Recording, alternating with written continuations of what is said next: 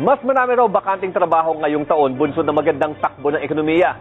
Pero tanong, bakit bokya pa rin na may tinatayang 3 milyong Pinoy na walang trabaho hanggang ngayon? Ito pong ilan sa mga dahilan. Panahon na naman ng graduation, kaya paniguro, dadami rin ang mga naghahanap ng trabaho. Isa sa mga job hunter si Jen. Kumpiyansa naman daw siya na makakahanap ng trabaho dahil sa pagkabibo.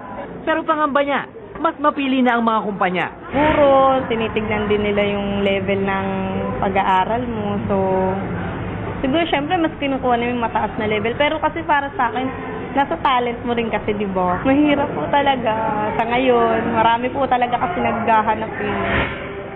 Ayon sa Chet, nasa kalahating milyong estudyante ang magtatapos ng kolehiyo ngayong buwan. Swak na swak para sa mahigit kalahating milyong job openings ngayong taon. Ilan sa mga wanted na trabaho? Sales, accounting, construction, call center at engineering.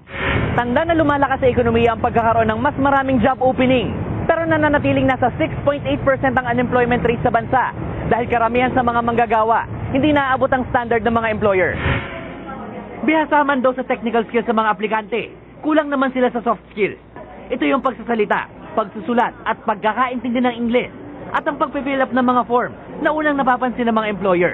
Turn off din daw ang pagiging mahihain ng mga Pinoy. Akala natin pagiging magalang natin na po, opo. Akala natin equivalent na yon sa kailangan wag ka masyadong bibo.